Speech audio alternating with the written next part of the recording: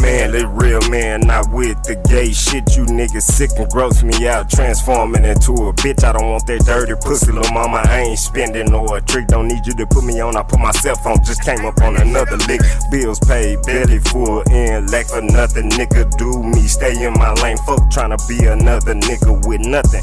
Brainwashed and continue lied to our social media censor everything real good and true. Destruction. H5N1 bird flu has set a new record this year, resulting in the death of over 53 million birds in the US. However, these deaths are not all attributed to the bird flu. In fact, the overwhelming majority is from proactively culling, the killing of farm animals to prevent an outbreak in the first place, leading many to worry about our future food supply in the US. The H5N1 detection and proactive culling has extended to 46 states according to a report from the U.S. Department of Agriculture. The report also says that the number of U.S. states affected in 2022 is more than double the number of states that were affected in 2015, the previously largest bird flu outbreak year on record. 1.8 million chickens are to be executed in Nebraska after already culling 6.8 million farm birds. In Iowa, 15.5 million birds have been culled this year. And in Maryland, recent infections have led to the killing of 24,000 birds, based on only 22 samples from 22 birds that tested positive for the bird flu. Although the CDC has tracked the health of more than 5,000 people with exposures to bird flu virus-infected birds, only one positive human case has been reported this entire year. So, the real danger with bird flu isn't human transmission as much as it is a food supply issue, because millions of farm-raised birds, chickens, turkeys, geese, etc., are killed in mass to proactively avoid an outbreak. But is it worth it?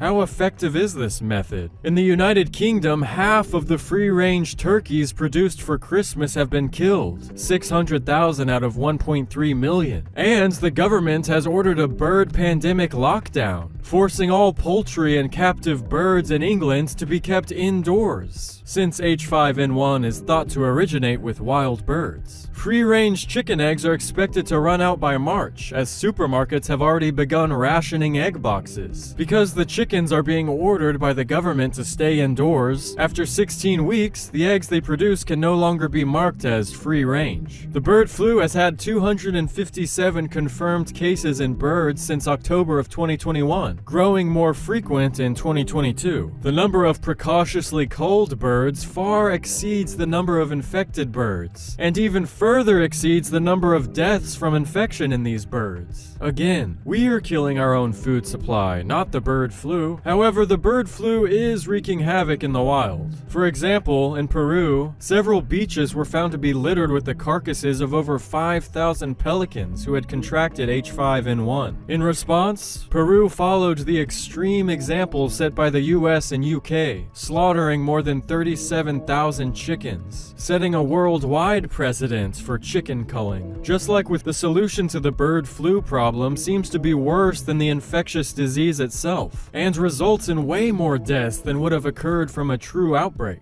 Americans especially should prepare for even more price inflation with eggs, chicken, and turkey. Fill your freezer if you can, and please pray for the future of this country's food supply. Americans are gonna get furious when they hear this. After a year of paying the highest food prices in nearly 4 decades, industry insiders are warning that your grocery bill is set to shoot up even higher this winter, and the coming round of increases is gonna be extremely painful. 50, 60, and even 70% price hikes are no longer a threat, but a reality millions of households in the United States are already facing. At this point, more than 1 in 5 American families is reporting food insecurity due to the skyrocketing costs, according to the results of a survey released yesterday by the Urban Institute. Our domestic food production took a massive hit this year, and farmers are fuming, with the situation saying that things are definitely not gonna be okay. Meanwhile, supermarket CEOs and restaurant chains are telling the public to buy and stock up on supplies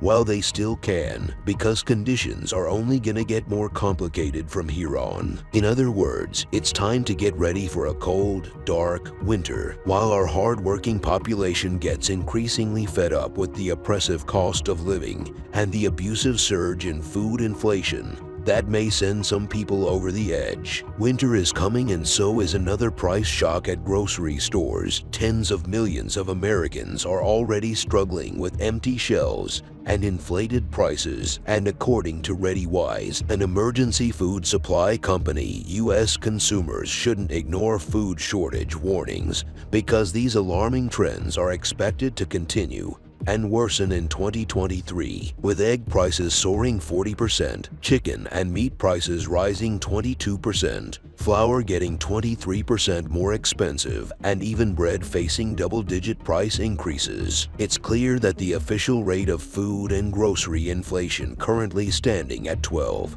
and 14% respectively, do not tell the whole story. What consumers are seeing when they go to the supermarket is deeply disturbing. A new report published by the New York Times revealed that shoppers are reporting 50 to 70% price increases at their local supermarkets. Susan Pollock, a property manager from Marina Del Rey, California, said that at a local Costco, a 5-pack of short ribs is almost 70% higher than a year ago, jumping from around $60 to $200 last month. "I told my husband we're never having short ribs again," she said. At a Stop and Shop in Elizabeth, New Jersey, Hoggadale, the 35-year-old Instacart shopper pointed out that a single packet of powdered drink mix that once sold for 25 cents shot up to 56 cents, more than doubling in price. "Lord forbid if you have a big shop to do," Miss Dale said as she left the grocery store with a customer's order. "You're literally penny pinching. This inflation thing is a real problem," another shopper added. "When you are paying twice as much to fill your gas tank and twice as much for everything, you've got to say to yourself, well, can I really afford to buy everything I need?" As food staples face a price barrel, more and more people are being forced to cut back on spending to be able to make meat. For Angie Goodman, a housekeeper from Culver City, California, who would usually eat meat once a week, the recent spikes that push the price of steak up by 50% mean that she may only be able to eat meat once a month. Miss Goodman, 54, noted that she makes less than $15 an hour, a figure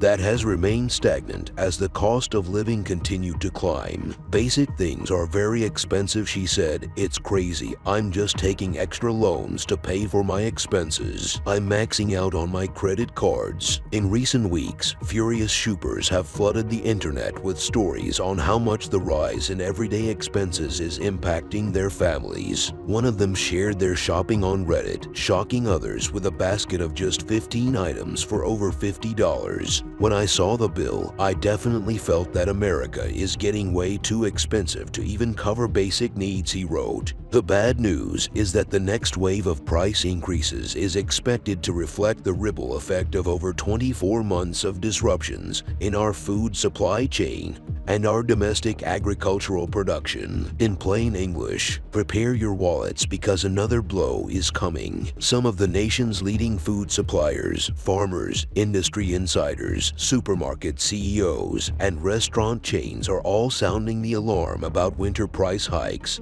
Early last month, Kraft, Tyson, and Campbell Soup all warned they would raise prices on a series of products due to surging costs for labor, packaging, ingredients, and transportation. The Wall Street Journal reported fast food joints like McDonald's, Shake Shack, and Cracker Barrel have also said they will pass on the higher cost of consumers this holiday season. Inflation is real, and it's not gonna get any better anytime soon in the restaurant business. Shake Shack CEO Randy Carodi said at the company's latest investor conference. Campbell Soup just revealed plans to raise prices for the 4th time this year, with the rising cost of some products hurting sales to baby boomers. CEO Mark Klaus noted, "We know the pressure that consumers are feeling," Klaus said, arguing that they don't know what else they can do to navigate the current economic environment. On top of that, Tyson Foods said another 24% increase in beef prices is coming before year's end starting this month, And Sanderson Farms, the country's third largest chicken producer, said that the cost of its products is gonna jump 34% during this final quarter. Food maker and processor Hormel Foods shared an even more alarming forecast, given that prices for corn and soybean meal for livestock feed surge 125% and 40% respectively. Prices at the store are gonna go up accordingly this winter. If prices of grain-based meals and meat at our local supermarkets absorb even a fraction of these spikes, this means we are all in deep trouble. The average American household is already being forced to spend an extra $500 per month on food, according to an analysis from Moody's Analytics senior economist Ryan Sweet. Are you ready to see your grocery bill doubling, tripling, and reaching stratospheric heights in the next few months? Because more than 1 in 5 U.S. households are not. A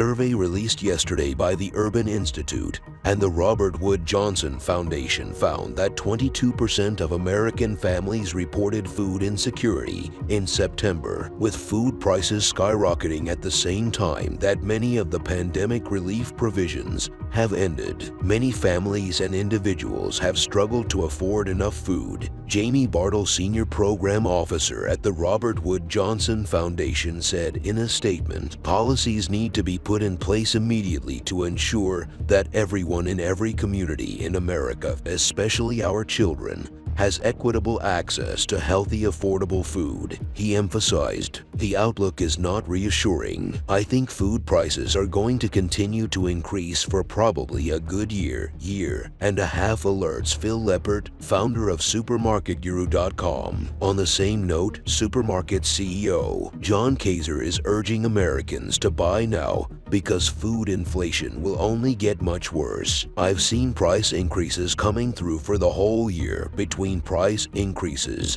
and shrink inflation, where it used to be 32 ounces. Now it's gonna be 28 ounces. It's anywhere from a 10 to a 50% increase in food prices." The food industry expert encouraged Americans nationwide to stock up on their favorite products to get a better return on your investment, especially if prices soar over the holiday season. Even the USDA is saying that all food categories are expected to increase as we head toward the end of 2022. And yes, that's on top of the grocery price hikes consumers have already been forced to endure throughout the whole year. Those who work in the industry are extremely frustrated with the situation, especially when they're blamed for price increases that are beyond their control. In a recent video, one angry farmer explained why your grocery bill will keep rising. Holly, who operates the family-run farm in Milan, Ohio, used her TikTok account to explain why farmers can see the dark horizon ahead of shoppers in grocery stores. "There are things that we have to buy to keep running. There's something we have to buy that 2 years ago cost us $24. Last year was about $46. This year it's costing us $96. That's a 40% surge in the past 24 months. Another local farmer was drowning in the cost to feed his cattle $8,000 a month.